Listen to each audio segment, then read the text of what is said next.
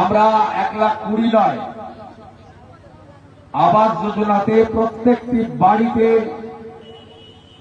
উপযুক্ত অর্থ দিয়ে ঘর নির্মাণ। আপনিও কি বাড়ি বানানোর জন্য 1,20,000 টাকা কিংবা 1,80,000 টাকা পেতে চান? আপনি কি ঘর পাওয়ার জন্য একজন যোগ্য ব্যক্তি? তাহলে আপনিও আবাস যোজনার ঘর পেতে পারেন। হ্যাঁ, বর্তমানে রাজ্য সরকারের তরফ থেকে নতুন যে বাজেট প্রকাশিত হয়েছে, বিজেপির তরফ থেকে পরিষ্কারভাবে জানানো হয়েছে এবার কিন্তু আবাস যোজনার ঘর দেওয়া হবে। বাজেটে কিন্তু আবাস যোজনা নিয়ে উল্লেখ করা হয়েছে। ছোট্ট করে আবাস যোজনা নিয়ে কি বলা হয়েছে আপনাদেরকে একটু জানিয়ে দিই, তারপর অতিরিক্ত তথ্যগুলো আপনাদেরকে জানাচ্ছি। কেন্দ্রীয় সরকারের পিএমএজি প্রকল্প শুরু করা হয়েছে, যা সকলের জন্য আবাসনের সুবিধা নিশ্চিত করা হবে। এই প্রকল্পটি পশ্চিমবঙ্গে আরও সম্প্রসারণ করা হবে। করার জন্য চলতি অর্থ বছরে 13,000 কোটি টাকা বাজেট বরাদ্দের প্রস্তাব করছে। এই অর্থবর্ষে 25 লক্ষ নতুন বেনিফিশিয়ারিকে বাসস্থান দেওয়া হবে। তো শুনতে পেলেন বন্ধুরা, আবাস যোজনা নিয়ে তিনি কিন্তু ঘোষণা করেছেন, মানে আবাস যোজনার যে বাড়ি বা বাড়ি বানানোর জন্য যে টাকাটা সেটা কিন্তু আপনার ব্যাঙ্ক অ্যাকাউন্টে দেওয়া হবে। এখন প্রশ্ন হচ্ছে বাড়ি বানানোর জন্য কত টাকা পাবেন। দেখুন, প্রথমত বিজেপির তরফ থেকে আগেই ঘোষণা করা হয়েছিল যে যদি বিজেপি পশ্চিমবঙ্গে ক্ষমতায় আসে সেক্ষেত্রে 1,20,000 নয়, তার থেকে বেশি আপনাদেরকে বাড়ি বানানোর জন্য দেওয়া হবে। তবে এই মুহূর্তে আবাস যোজনার লিস্টে ধরুন যাদের নাম রয়েছে, যারা প্রথম কিস্তির টাকা পেয়েছেন বা প্রথম কিস্তির টাকা পাবেন, তাদের ক্ষেত্রে আমি আপনাদেরকে বলবো 1,20,000 টাকাই ধরে চলুন আপাতত। 1,20,000 টাকাই ধরুন আপনার ব্যাঙ্ক অ্যাকাউন্টে ঢুকবে, মানে প্রথম কিস্তি 60,000 টাকা, পরের কিস্তি আরও 60,000 টাকা।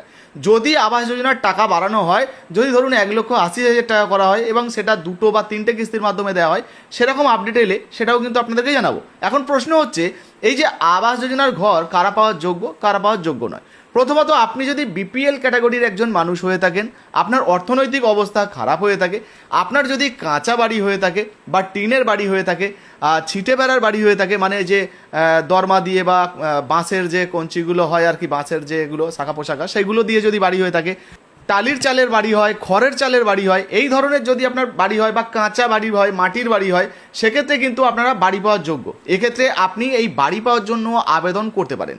এখন প্রশ্ন হচ্ছে এই বাড়ি পাওয়ার জন্য কোথায় আবেদন করব। দেখুন, আগের সরকারের সময় কিন্তু অন্য পদ্ধতি ছিল। এখন যদি আপনি আবাস যোজনার জন্য আবেদন করতে চান, আপনাকে আমি বলবো আপনি কিন্তু আপনার যে পঞ্চায়েত রয়েছে বা ব্লকে রয়েছে, ব্লক রয়েছে, বিডিও রয়েছে, সেখানে যোগাযোগ করতে পারেন। আপনি যদি শহরে হন তাহলে কিন্তু আপনি পৌরসভায় যোগাযোগ করতে পারেন। এর আগেই কিন্তু পৌরসভায় শৌচালয় দেওয়ার জন্য একটা নতুন আপডেট উঠে এসেছিল, অগ্নিমিত্রা পাল ম্যাডাম বলেছিলেন, সেটা কিন্তু আপনাদেরকে জানিয়েছিলাম। যাই হোক, এখনও পর্যন্ত যদি কেউ না করেন তাহলে অবশ্যই কিন্তু আবেদন করতে পারেন। কিন্তু এই মুহূর্তে যদি আপনি বাড়ি পাওয়ার জন্য যোগ্য হন তাহলেও কিন্তু আপনি আবেদন করতে পারেন। আপনি সাদা কাগজে লিখে একটা দরখাস্ত, মানে ফর্মের মতো করে আপনি আবেদন করতে পারেন, কিংবা আপনি পঞ্চায়েত থেকে যোগাযোগ করতে পারেন যে এইভাবে আবাস যোজনায় নাম তোলার জন্য কিভাবে আবেদন করব, বা কোনো ফর্ম থাকলে আমাকে দিন, আমি ফিল আপ করে জমা করবো, কী কী কাগজপত্র লাগবে বলে দিন। এছাড়া আরও একটা আপডেট আপনাদেরকে জানিয়ে দিই বন্ধুরা, আবাস যোজনার এই টাকা দেওয়ার জন্য কিন্তু অলরেডি গ্রামে গ্রামে, এলাকায় এলাকায় ভেরিফিকেশান শুরু হয়ে গেছে। আমাদের এলাকায়ও কিন্তু অলরেডি ভেরিফিকেশান হয়ে গেছে, ভেরিফিকেশান হয়েছে, বেশ কিছু বাকি রয়েছে, সেগুলোও হবে। আর যদি আপনার এলাকায় না হয়ে থাকে, আপনার এলাকাতেও কিন্তু ভেরিফিকেশান হয়তো শীঘ্রই শুরু হয়ে যাবে। হয়তো আপনার এলাকায় খবর নিয়ে দেখবেন ভেরিফিকেশান হয়ে গেছে, তো অবশ্যই কিন্তু আপনারা একবার খোঁজ খবর নিয়ে দেখবেন। যদি লিস্টে নাম থেকে থাকে, আপনি যদি বাড়ি পাওয়ার যোগ্য হন, হয়তো আপনারও কিন্তু ভেরিফিকেশান হবে। তো এই নিয়ে যদি আপনার কোনো রকম কোনো প্রশ্ন জিজ্ঞাসাবাদ থাকে বা কোনো সংশয় থাকে, আপনি কিন্তু আপনার পঞ্চায়েত ব্লকে যোগাযোগ করতে পারেন। ভেরিফিকেশান হচ্ছে কি না বা হয়েছে কি না আশেপাশের যারা প্রতিবেশী রয়েছেন তাদের থেকেও খোঁজ নিতে পারেন, বা পাড়ায় যে মেম্বার পঞ্চায়েত সদস্য রয়েছেন তাদের থেকেও কিন্তু জানতে পারেন।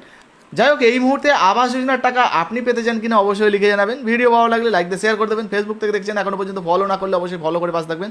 ইউটিউব থেকে দেখলে সাবস্ক্রাইব করতে ভুলবেন না। ধন্যবাদ।